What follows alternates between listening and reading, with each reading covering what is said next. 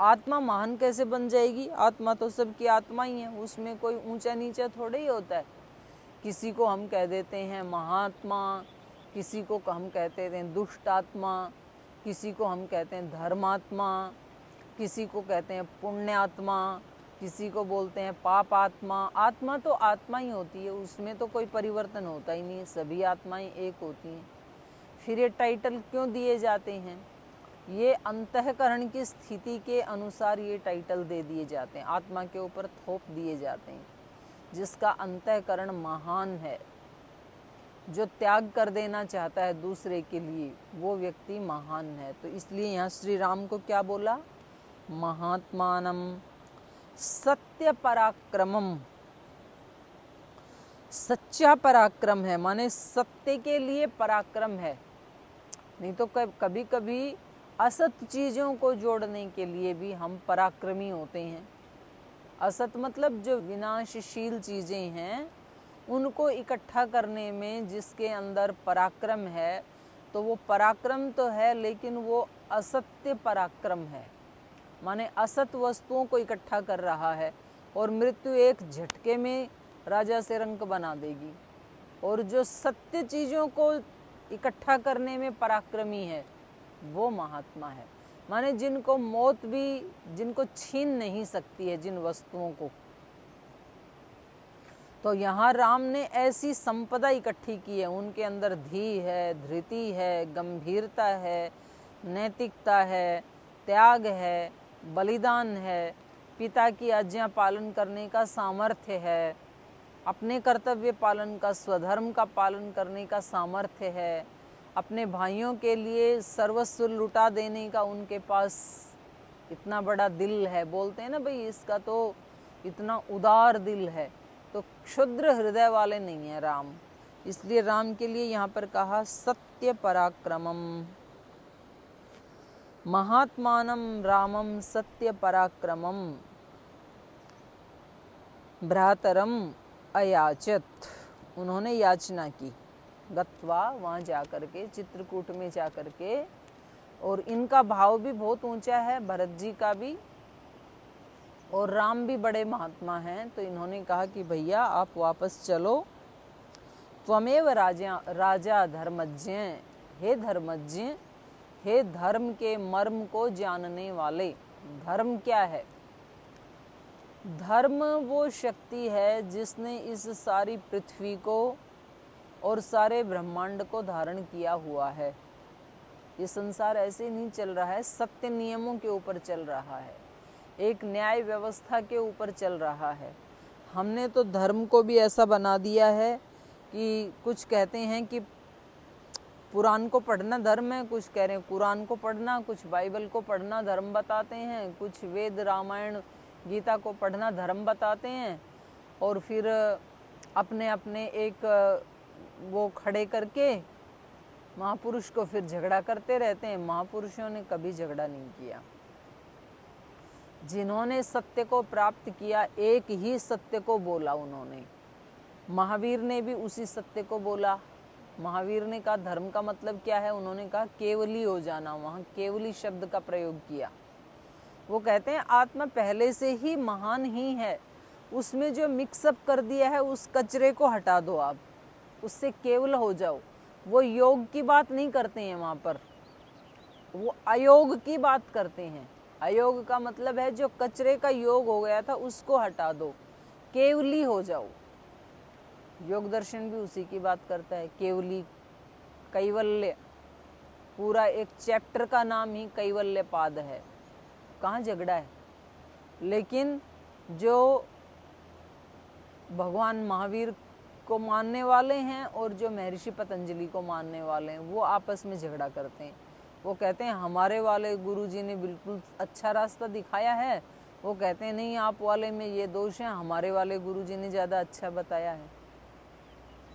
यही बात बुद्ध भी बोलते हैं, यही बात वेद भी बोलता है। एकम सद विप्रा बहुधा वदंती। एक ही सत्य को अलग अलग महापुरुष जिसने उस सत्य को पाया है वो कभी झगड़ा नहीं करते हैं, उनके अनुयायी झगड़ा बना लेते हैं। तो यहाँ पर राम कैसे हैं? धर्मज्ञ, धर्म को जानने वाले। धर्म वो होता है जिसमें कभी चेंज नहीं होता है, नो चेंज। तो थोड़े थोड़े दिन के बाद बदल जाएं, उसके काल समय के अनुसार बदल जाएं, ऐसा धर्म नहीं होता है। जैसे ये सृष्टि चल रही है, जैसे गुरुत्वाकर्षण का एक बल है, तो ये कभी भी ये चेंज नहीं होते हैं, उसी के बल पे चल रहा है। ये एक एक घंटे में, एक एक दिन में, एक एक महीने में अगर चेंज हो तो इस ब्रह्मांड का क्या बने। उन्हीं को वेद में ऋत नियम कहा है, उनको सत्य नियम कहा है। जब भी व्यक्ति सत्य को प्राप्त होगा, उस व्यक्ति को चरित्रवान होना पड़ेगा, उस व्यक्ति को इंद्रियों पे संयम करना ही पड़ेगा, उस व्यक्ति को अपनी वाणी पर, अपनी दृष्टि पर, अपने कान पर, अपनी त्वचा पर, अपने मन पर, अपनी बुद्धि पर नियंत्रण करना ही पड़ेगा। इसी का नाम धर्म है। उस व्यक्ति को मन से, हृदय से अहिंसक होना ही पड़ेगा, अपने प्रति भी, दूसरे के प्रति भी। ये धर्म है, ये कभी चेंज नहीं हो सकता है। कभी भी ऐसा नहीं हो सकता है कि कभी किसी व्यक्ति ने भोग को भोगते हुए और भगवान को प्राप्त कर लिया हो, कभी भी ऐसा नहीं होगा। तो धर्म वो होता है जो कभी बदलता नहीं है, तो व्यक्ति से ऐसे होता ही नहीं है। कल परसों ही एक दिल्ली से एक माता जी ने, विमला माता जी हैं जो हमारे यहाँ वानप्रस्थ आश्रम में ही रहती हैं, तो उन्होंने एक प्रश्न पूछा। बोले जी मैं ना, मेरे से पहले बहुत कोई त्रुटियां हो गई और मैं उनको याद कर कर के ना दुखी होती रहती हूँ, तो मैं अपने आप को क्षमा नहीं कर पाती हूँ, मैं क्या करूँ। तो ये समस्या बहुत लोगों के साथ होती है। तो मैंने उनको बताया कि माता जी अब आप उसको याद कर कर के दुखी होती भी रहेंगी, तो क्या आप उन चीज़ों को ठीक कर सकती हैं क्या? और आज से पहले आप उन्हीं चीज़ों को याद करके 5 बार, 10 बार, 20 बार, 50 बार दुखी हो चुकी हैं, तो वो 50 बार दुखी होने से क्या आप उस चीज़ को ठीक कर पाई? और आगे आप 500 बार और दुखी हो लेंगी, तब भी क्या आप उसको ठीक कर सकती हैं? तो आपने वो 50 अवसर और ख़राब कर दिए। जो हो गया वो कभी वापस नहीं आ सकता है। आज क्या करना है? साधना में भी ऐसे ही करते हैं लोग। बोल जी हमारे से तो बैठा नहीं जाता है, अब शरीर जो है वो रोगी हो गया, अब मन भी रोगी हो गया, जीवन में ऐसे ऐसे झटके लगे, तो अब तो अगले जन्म में करेंगे, ये जन्म तो गया, अगले जन्म में करोगे कैसे? जो संस्कार आज नहीं बनाया जा रहा, ये ज्ञान होते हुए, वो कल कैसे बनेगा? अचानक कभी कोई संस्कार कोई बनता है क्या? जो अगले जन्म में करना है उसकी शुरुआत आज करनी पड़ेगी। अगर जीवन का एक दिन भी बाकी बचा है, इसलिए कभी भी कोई व्यक्ति जिनकी वृद्धावस्था हो जाती है तो वो ये बात कभी ना बोलें। जैसे कोई बीमारी है, फिर उनको कहा जाता है कि आप योग कर लो, तो बोल जी इस जन्म में तो हो गया जितना योग होना था, अब तो अगले जन्म में करेंगे। अगले जन्म में करोगे कैसे बिना संस्कार के? अगले जन्म में वही करोगे जो संस्कार लेकर के अभी जा रहे हैं। तो अगर हम कितने भी वृद्ध हो गए तो हम अनुलोम विलोम तो कर ही सकते हैं, हम भस्त्रिका तो कर ही सकते हैं, कम से कम हम लेट करके मरकट आसन तो कर ही सकते हैं। तो आज यदि हम करेंगे तो जरूर हम अगले जन्म में भी फिर कर लेंगे। और आज यदि शुरुआत नहीं की, बोल जी हम तो टीवी पे देखते देखते संस्कार बना ले रहे हैं, इन संस्कारों वो देखने के बनेंगे, करने के नहीं बनेंगे। तो अगले जन्म में भी फिर आप देखने के रसिक बनेंगे। आपको देखना तो बड़ा अच्छा लगेगा, करना अच्छा नहीं लगेगा। और बिना किए कोई गति नहीं है, ये समस्या है। हमारे लिए समाधान हमारे करने से होगा, किसी दूसरे व्यक्ति का सुनने से या किसी दूसरे व्यक्ति का देखने से हमारा समाधान कदापि नहीं हो सकता है। अगर दूसरे को देखने से हमारा समाधान होता तो श्रद्धेय स्वामी जी महाराज तो रोज करते ही हैं टीवी पे, तो उनका देख देख करके सबका वजन घट जाना चाहिए था, सबके रोग मिट जाने चाहिए थे। लेकिन हमारा तो तभी मिटेगा जब हम करेंगे, और हम नहीं करेंगे तो नहीं होगा। तो धर्म के मर्म को समझना, हमने धर्म को भी ऐसा बना दिया, जो रोज मंदिर जाता है वो धार्मिक व्यक्ति, जो रोजाना रामायण का गीता का पाठ करता है वो धार्मिक व्यक्ति, जो रोजाना बाइबल का पाठ करता है, कुरान का पाठ करता है वो धार्मिक व्यक्ति, और जो कभी अपने घर में दिया नहीं जलाता है वो अधार्मिक व्यक्ति, जो कभी मंदिर नहीं जाता, दान नहीं देता, वो अधार्मिक व्यक्ति। ऐसी हमने धारणाएं बना रखी, चाहे उस व्यक्ति का जीवन कैसा भी क्यों ना हो। तो हमने इतना सरल सा रास्ता निकाल लिया धर्म के लिए कि दिन भर जो लोग आते हैं उनकी जेब कतरते रहो, और शाम को मंदिर में जाके घंटा घड़ियाल बजा दो, 5-10% वहाँ दे के आ जाओ। तो ये तो चीटिंग है, ये भगवान के साथ भी चीटिंग है ये, कि दिन भर हम खूब लूटेंगे, दिन भर ईमानदारी का पालन नहीं करेंगे, पुरुषार्थ नहीं करेंगे, फोकट का किसी को बुद्धू बना करके लूटेंगे, और शाम को मंदिर में जाके बड़ा धर्मात्मा है ये व्यक्ति, तो रोजाना मंदिर जाता है मार्केट से आते ही। तो यहाँ उसको यहाँ धर्म नहीं कहा जा रहा है। धर्म होता है जो अपनी आत्मा का उत्थान करता है, जो आत्मा को धारण करता है, उसको नीचे नहीं गिरने देता है, जो हमारे जीवन को धारण करता है। धर्म शब्द बनता है दुधाएं धारण पोषणयोः, एक धातु का नाम है, जो धारण और पोषण करने वाली शक्ति है, जो हमें नीचे नहीं गिरने देती है, अपनी नैतिकता से नीचे नहीं गिरने देती है, मानवता के धर्म जो हैं उनसे नीचे नहीं गिरने देती है, इस ब्रह्मांड को जो नष्ट होने से बचाती है, उस शक्ति का नाम धर्म है। तो यहाँ राम के लिए प्रयोग किया ये धर्मज्ञ। भरत ने कहा त्वमेव राजा धर्मज्ञ, हे धर्मज्ञ राम, मैं राजा नहीं हूँ, राजा तो आप ही हैं।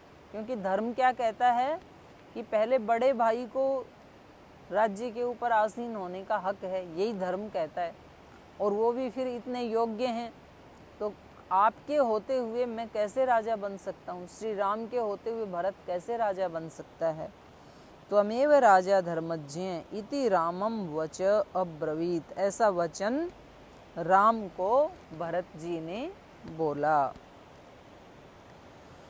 रामोपि परमोदार सुमुख सुमहायशाः न च ऐच्छत् पितु आदेशात् राज्यं रामो महाबल।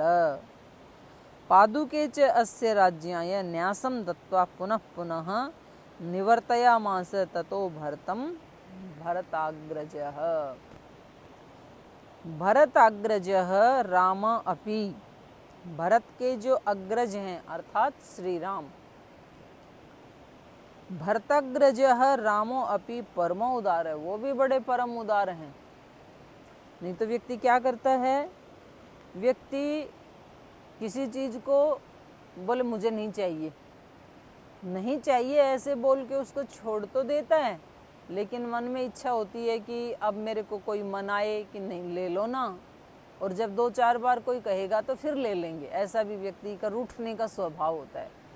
तो घर में छोटे छोटे बच्चे भी ऐसे करते हैं, जब दोनों भाइयों में किसी खिलौने को लेकर के झगड़ा हो गया, किसी पुस्तक को लेके, कोई शर्ट को लेके, पैंट को लेके, किसी चीज़ को लेके झगड़ा हुआ, तो उनमें से फिर एक जो है वो उसको फेंक देता है, बोले मुझे नहीं चाहिए, ले तू ले ले। डाल तो देता है, लेकिन अंदर से इच्छा क्या होती है, मुझे ही मिलना चाहिए। फिर वो रूठ के बैठ जाता है एक कोने में। फिर वो माँ आती है अंदर से या पिता आते हैं अंदर से, बोले ये उसकी चीज़ है, उसी को दे दो, लो बेटा ये आप ले लो, नहीं मुझे नहीं चाहिए, नहीं बेटा ले लो, मुझे नहीं चाहिए। और फिर 4-5 बार कहे तो बड़े एहसान करके उसको ले लेता है। इसका मतलब अंदर से इच्छा तो थी लेने की, तो ऐसे झूठ मूठ बोल रहा था। तो राम ऐसे नहीं है कि भाई उनको गुस्सा आया कि देखो राज्य अभिषेक तो मेरा होना था और दे दिया भरत जी को, तो ठीक है मुझे ऐसा राज्य नहीं चाहिए, और नाराज होके आ गए। और फिर अब जाके वशिष्ठ जी और भरत जी और सभी माताएं अनुनय विनय करेंगी, तो ठीक है फिर हम चलते हैं। और फिर पूरी अकड़ के साथ आए कि मैं कोई ऐसे ही आके राजा नहीं बन गया हूँ, ये सब मुझे मना के लाए हैं, और वास्तव में राज्य के ऊपर अधिकार तो मेरा ही था क्योंकि मैं ही बड़ा था, तो इन्होंने तो मेरे को निकाल दिया था। तो आज अब आ गई इनकी अकल ठिकाने, तो चलो मैंने इनको क्षमा करके अब मैंने राज्य को स्वीकार कर लिया है। ऐसा राम ने नहीं किया, क्योंकि वो धर्मज्ञ हैं, ये हमने पहले ही जाना। कोई चीज़ को जब स्वीकार करते हैं, पिता की आज्ञा, माता की आज्ञा, तो उसको दिखाने के लिए नहीं करते हैं, वो पूरे अस्तित्व उसको स्वीकार करता है। उन्होंने पिता की आज्ञा का पालन किया तो किसी दूसरे को दिखाने के लिए नहीं किया, बल्कि पूरे हृदय से किया। तो इसलिए कह रहे हैं रामो अपि परमो उदार, राम भी कैसे हैं? परम उदार हैं। सुमुखः, सुंदर है मुख जिनका। तो सुंदर मुख का मतलब क्या है? कहते हैं कि आकृति जो है वो हमारे अस्तित्व का आईना होता है। व्यक्ति के हाव भाव, उसका मुख, उसकी आँखें, उसकी वाणी, उसके अंदर क्या चल रहा है। व्यक्ति की वाणी झूठ बोल सकती है। व्यक्ति अंदर से दुखी होता है लेकिन बाहर से मुस्कुरा सकता है, लेकिन उसका चेहरा, उसकी आँखें वो सब बता देती हैं, उसको छिपाया नहीं जा सकता है। तो राम को यहाँ कहा सुमुखः, क्योंकि वो अंदर से ही इतने सुंदर हैं, इसलिए उनकी आकृति भी बहुत सुंदर है। सुमुखः, सुंदर मुख वाले हैं वो। सुंदर मुख का मतलब यहाँ पर कोई ये ना समझे कि जिसका कलर ऐसा होता है, या जिसकी आंखें बड़ी होती हैं, जिसकी नाक तीखी होती है, जिसके ओष्ठ ऐसे होते हैं, जिसके गाल बाल ऐसे होते हैं, उस व्यक्ति की सुंदरता का यहाँ बखान किया जा रहा है। ऐसा नहीं कहा जा रहा है। कभी सांवले रंग में, काले रंग में भी, छोटी आँखों में भी, छोटे नाक में भी फीचर्स की बात नहीं की जा रही है यहाँ पर एक जो लावण्य होता है, एक जो उसको हम बता नहीं सकते, वो जो एक सौंदर्य होता है पवित्रता का, ज्ञान का और धर्म का, उपकार का, त्याग का, वो अलग सौंदर्य होता है। वो फीचर्स वाला, वो ब्यूटी पार्लर वाला नहीं है। ये अष्टवक्र में भी वो सौंदर्य दिखाई देता है। जिनके शरीर में 8 वक्र थे, 8 जगह से जो टेढ़े मेढ़े थे, उनमें भी ये सौंदर्य दिखाई देता है। उस सौंदर्य की बात यहाँ की जा रही है, आंतरिक सौंदर्य की। तो यहाँ राम को कहा जा रहा है सुमुखः सुमहायशः। महायशा ही कह देते, महान यश वाले, महान है यश जिनका, उसके आगे भी सु लगा दिया, सुमहायशा, माने बहुत ही महान और सुंदर यश है जिनका। सारी प्रजा जिनके लिए जय जयकार करती है कि 1 मिनट में अगर सर्वस्व त्यागना पड़े तो एक क्षण के लिए भी मन पे मलिनता न लाते हुए, एक क्षण के लिए भी अपने हाव भाव में कोई चेंज न लाते हुए राम वैसे ही शांत रहते हैं, समता में रहते हैं, जिसका पाठ हमें गीता सिखा रही है। जगह जगह के ऊपर यही बात बता रही है कि मान अपमान में सम रहना, सुख दुख में सम रहना, शीतोष्ण में सम रहना, इसी का नाम ही योग कहा गीता ने। गीता ने कहा समत्वम योग उच्यते। उस योग की परीक्षा कब होती है? उसकी परीक्षा तब होती है जब प्रतिकूल परिस्थिति आती है। माने हम लोग सारी बातों को जानते हैं, लेकिन हम बिल्कुल साधारण मनुष्य हैं, इसलिए हम इन बातों को पढ़ते तो हैं, सुनते तो हैं, जानते भी हैं, लेकिन जब मौका आता है तो फिर हम चेंज हो जाते हैं। और जो महापुरुष होते हैं वो ऐसा जब मौका आता है तो उनके अंदर कोई विकृति नहीं आती, वो समता में स्थित होते हैं। तो जब कोई प्रतिकूलता आने पर भी, और कभी कभी व्यक्ति थोड़े से जो ज़्यादा पढ़ लिख लेते हैं या जो जिनको कहेंगे ज़्यादा चालाक हैं, तो वो भी ये स्मार्टनेस ले आते हैं कि वो ये दिखाएंगे कि जैसे उनके ऊपर कोई प्रभाव ही नहीं पड़ा। तो उनसे तो फिर वो अच्छे हैं कि जो अपना प्रभाव दिखा देते हैं, क्योंकि कम से कम उनके अंदर सरलता तो है कि भाई जैसा है वैसा दिखा दिया तो ठीक है। अभी उतने समता में स्थित योगी नहीं है तो उसकी प्रैक्टिस कर रहे हैं, आज नहीं है तो कल हो जाएंगे। कुछ तो इतने अपने आप के साथ चीटिंग करते हैं, इतना धोखा देते हैं अपने आप को, बाहर से बिल्कुल नहीं दिखाएंगे और अंदर अंदर से उनके अंदर इतनी जटिलता, इतनी कुटिलता, इतनी सड़ांध पैदा होती रहती है कि बाहर से दिखाएंगे कि पता नहीं कितने महान हैं, कितने प्रिय बोलने वाले हैं, कितने सहज रहते हैं, और अंदर अंदर से वो अत्यंत दूसरे को कष्ट देना चाहते हैं, दुख देना चाहते हैं। तो ये तो उससे भी नीचे की स्थिति है। लेकिन श्री राम का यश कैसा है? महासुयश, सुमहायश है, क्योंकि वो अंदर से ही इतने सुंदर हैं। तो उनका हर व्यक्ति नहीं, हर प्राणी उनके सुंदर यश का गान करता है। न च इच्छत, राज्य ऑफर किया भरत ने, लेकिन न च इच्छत, उन्होंने नहीं चाहा। उन्होंने कहा नहीं भाई, मैं नहीं ले सकता हूँ। क्यों नहीं ले सकता हूँ? पितुः आदेशात राज्यम रामो महाबल न इच्छत। भाई मुझे पिता की आज्ञा है वन में जाना, तो मेरा काम है पिता की आज्ञा का पालन, मुझे राज्य नहीं चाहिए, वो मेरे लिए महत्वपूर्ण है। पहले दो चीजें होती हैं, एक होता है हमारा कर्तव्य, एक होता है हमारा अधिकार। उन दोनों में से प्राथमिकता किसको देनी है? अधिकार को देनी है कि कर्तव्य को देनी है? राज्य के ऊपर श्री राम का अधिकार है, लेकिन कर्तव्य क्या कहता है? पिता की आज्ञा का पालन करना। तो हम हमारे जीवन में रोजाना यही देखते हैं। हम कहते हैं आप यदि मेरे पिता हैं, आप मेरे पति हैं, आप मेरे पुत्र हैं, तो आपके ऊपर मेरा अधिकार है। आपके साथ झगड़ा करना मेरा अधिकार है, आपकी कमाई अपने हाथ में लेना ये मेरा अधिकार है। आप गुरु हैं तो आपसे शिक्षा लेना जबरदस्ती भी करके ये मेरा अधिकार है। तो हम अपने अधिकारों की बात करते हैं, लेकिन कर्तव्य क्या है? मुझे क्या करना चाहिए?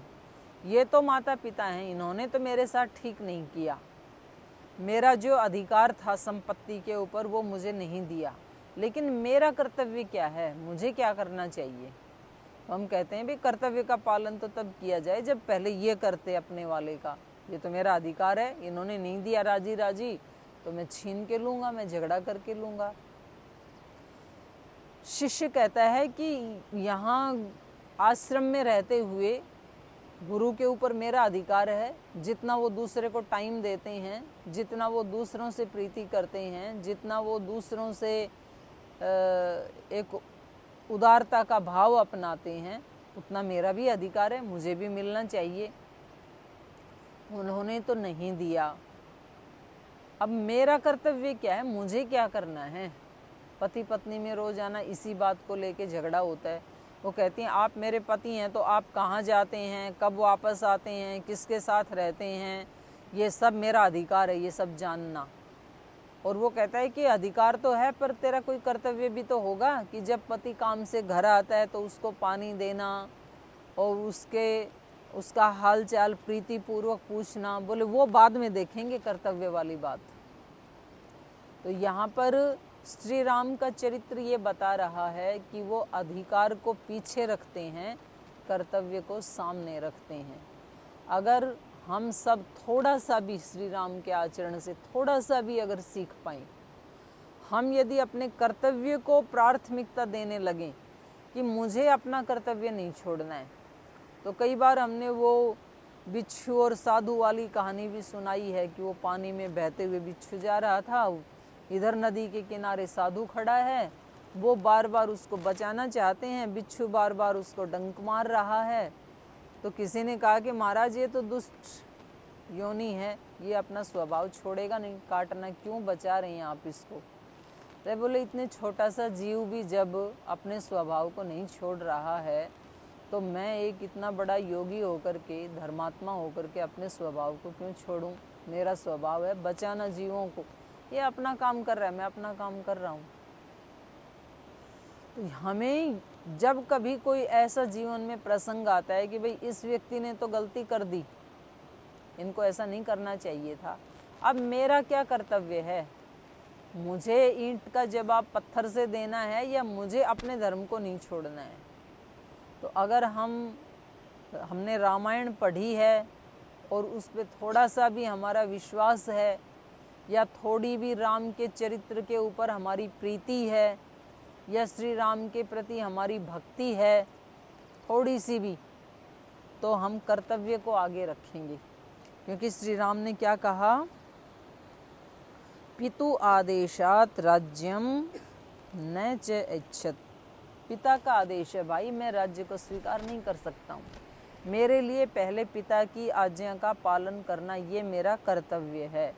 मैं राज्य का अधिकारी होते हुए भी अपने अधिकार की कामना नहीं करूँगा, अधिकार का मैं प्रयोग यूज नहीं करूँगा, अधिकार को मैं कर्तव्य का पालन करूँगा। लेकिन तू भी इतनी दूर आया है तो कोई समाधान तो देना पड़ेगा। तेरी विनम्रता का, तेरे अनुनय विनय का, तेरी प्रार्थना का उत्तर देना ये भी मेरा कर्तव्य है, क्योंकि मैं बड़ा भाई हूँ। और छोटा भाई अगर इतनी याचना कर रहा है, इतना बिलख रहा है, तो उसको भी समाधान देना ही पड़ेगा। तो पादुके चास्य राज्याय न्यासम दत्वा पुनः पुनः। तो उन्होंने क्या किया, राज्याय, राज्य करने के लिए क्या दे दिया, पादुके, अपने खड़ाऊं दे दिए, अपने पादत्राण दे दिए। न्यासम दत्वा, उन्होंने अपने खड़ाऊं को दान में दे दिया, उसका दान दे दिया उसको। निवर्तयामास ततः भरत। तो उसके पश्चात वो खड़ाऊं लेकर के कि चलो एक ये निशानी ले जाओ, ये चिन्ह के रूप में, न्यास का मतलब है प्रतीक रूप में, कि भाई आप ये समझ लेना कि राम ही राज्य कर रहे हैं, इनको उस स्थान पे रख लेना। तो चिन्ह के रूप में खड़ाऊं दे करके, और ये धरती के ऊपर तो क्या, मुझे लगता है तीनों लोक में भी ऐसा कोई उदाहरण नहीं मिलेगा कि जहाँ 14 वर्ष तक किसी मनुष्य ने राज्य नहीं किया, खड़ाऊं ने राज्य किया। मतलब जो आज्ञा ली जाती थी, राज्य सिंहासन के ऊपर खड़ाऊं को रखा हुआ था, उनसे आज्ञा लेकर के फिर कोई राज्य का काम किया जाता था। ये आदर्श भारत की भूमि में ही मिल सकता है। कितनी महान विरासत हमारी भारत की, और कहाँ आज हम उसी राज्य के लिए अगर भाई का कत्ल करना पड़े या करवाना पड़े या उसको पागल बनाना पड़े, पता लगा कि जो पास में रहने वाली जो विश्वसनीय जो सहेली थी वो ही एक सीएम को थोड़ा थोड़ा जहर रोजाना खिलाती रही, ताकि उसको पता भी ना चले, स्लो पॉइजन, और ये भी हो जाए कि जिस दिन ये चली जाएगी तो सेकंड नंबर मेरा ही है। तो ये कितना बड़ा विश्वासघात है। जो व्यक्ति आज चला जाएगा तो कल आपका भी तो नंबर आने वाला है। आप कौन से शाश्वत पैदा हुए हैं?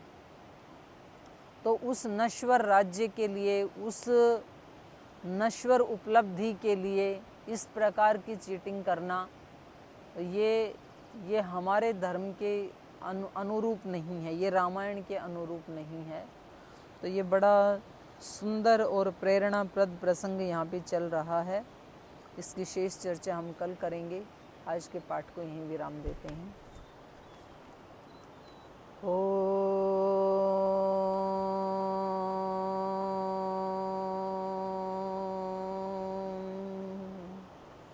शांति शांति शांति। श्री गुरुभ्यो नमः।